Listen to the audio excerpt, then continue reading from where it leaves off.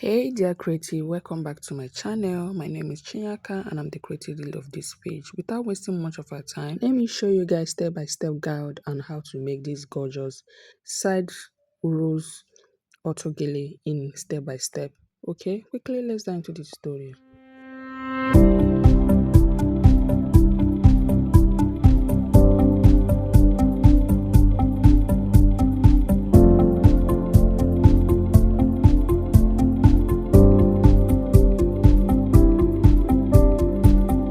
Welcome back. Let me firstly introduce to you the material needed for this particular project. We're needing 2.5 strands of ashoke, a sewing machine, machine needle and thread, an office pin, measuring tape, marking chalk. The next slide is the full measurement. Kindly and take note of it. So here is the practical aspect of this whole English that I've been speaking. So this is my ashoke. I'm trying to introduce to you all the items that I've listed out. But before we could dive into this tutorial fully, have you subscribed to this YouTube channel? If you haven't, kindly subscribe, turn on the notification bell button to always notify you each time we drop in a new video, and also like, comment and share. At the same time, we have a push WhatsApp group. Yay! So if you're yet to join us, kindly click the link down at the description box to join us. Quickly, the measurement for our base is 22 inches into 3 places, as you can see my hand. Then the second measurement is our single bow, side bow, which is going to give us 21 inches, one single. Take a look. Lastly is the measurement for our upper pleat. We'll be needing total of ashoke of 4 pieces on this project. So we are trying to manage our fabric. We are working with just 2.5. The first measurement is 21 inches, while the second measurement is going to give us 23 inches. Please take a note. The third measurement is going to give us 25 inches. Lastly is going to give us 29.5 inches. Hope you are jotting down.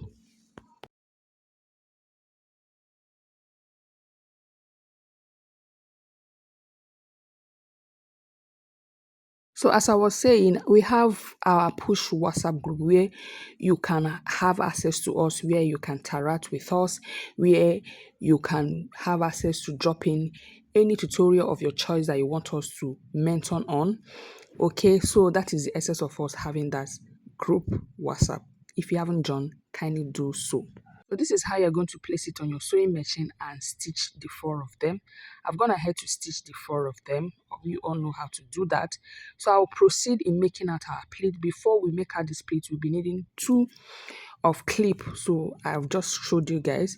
You take up your ashoke and you place it on your lap the way you are seeing.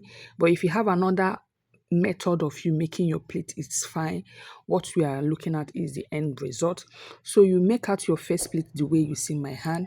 You can go ahead and make up the second pleat. Each of the strands of ashoke, we're going to be getting 3 pleats on each of them. So total of that 4 strands, count it and you know how many pleats we are making. So I'll come back when we get to the end of the fabric, right?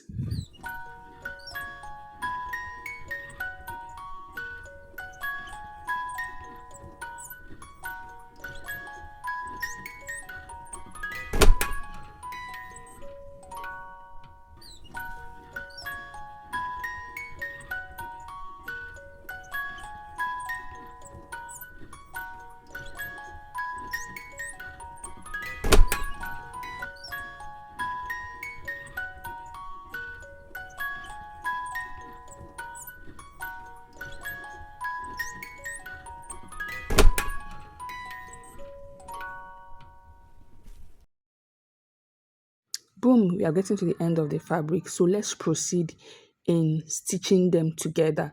I'll be stitching into 3 places just the way my hand is showing. I first of all start at the middle and I will stitch all the way up to down. I'll go ahead to the side and stitch from all the way up to down to the other side, which is 3 places, and I'll come back.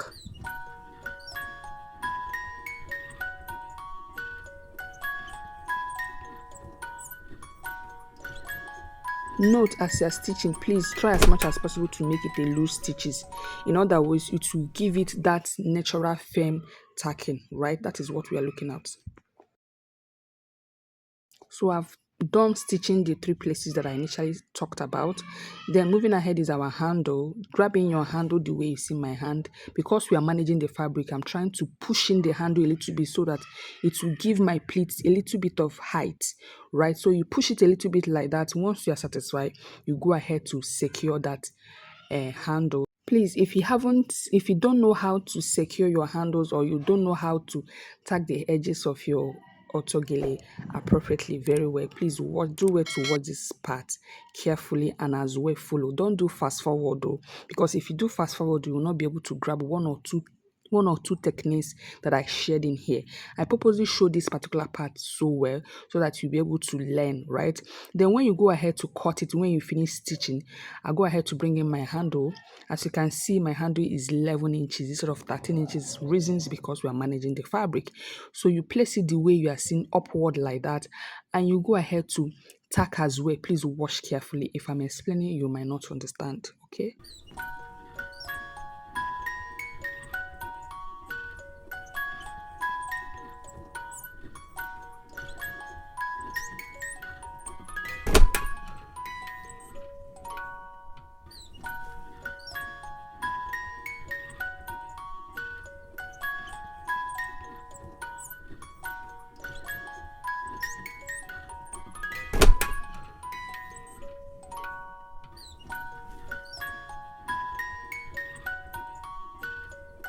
Please, after tacking, ensure you roll your thread around the fabric like that, like up to 2 to 3 round like that, and finally secure before you can bring down your handle. This is very important. It will make the handle so firmly tight. It will go where no matter how hard you pull it, it will never pull off. That is the excess of it all.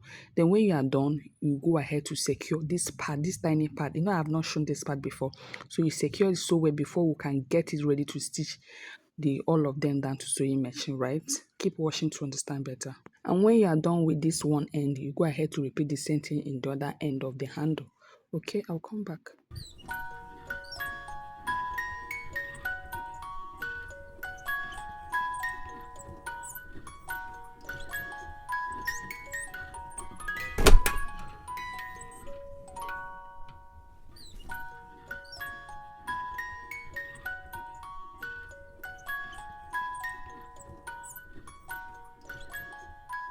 So I repeated the same thing in the other handle. So I'm trying to show you how you're going to sew it down in your sewing machine like that. Do you see my hand? Repeat the same thing in the other handle. So watch carefully while I show you how to make that rose that you've seen. I've gone ahead to stitch the two edges of the 21 inches of that part. So I'll go ahead to secure the main point by folding both of them, by folding it into 2 equal half. And afterwards, I make my bow.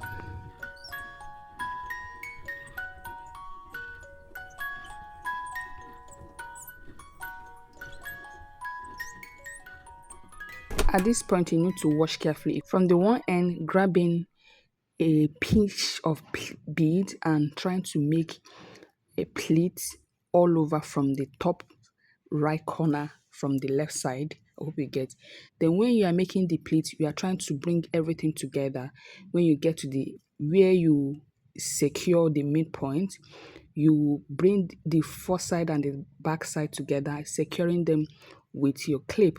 Then go ahead to repeat the same thing on the other side. Please watch carefully. I don't know how to explain this scenario, but if you watch, you understand. All right. If you don't understand, trying to reverse it, do another reversing back, you'll be able to grab like that. Okay. As you're pushing, make sure that you're pushing the left side leftover fabric inward to the midpoint, at the same time repeating the same thing from the right side inward to the midpoint, and boom, you grab. If you want to have a bigger bow, make sure that you cut your fabric like 2 to 3. Just that I'm trying to manage this particular fabric, that's why we are using one single strips of ashoke. Okay.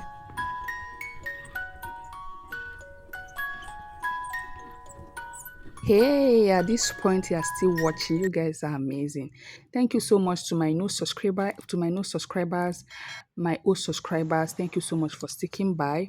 Please do wait to subscribe, turn on the notification bell button, like, comment, and share.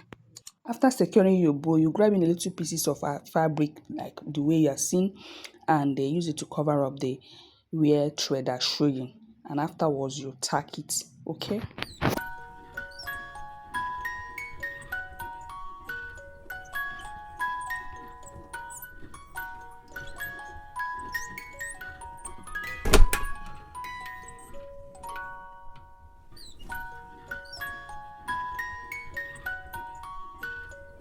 So tie in your gele on your dough and grab in your bowl, place it the place that you wanted it to sit, and you secure with your fish pin. Afterwards, you go ahead to tack with your needle and thread, and when you are done, you can attach your base and your upper plate together. Then again, if you are looking for where to make on how to make base, there's link at the description box. Go and see it. Okay, and your gele is perfectly ready. So this is what I'm talking about. Can you see how pretty it's looking? Thank you so much for watching, and I will see you in my next video. I still remain your humble tutor Chinyaka. Bye for now.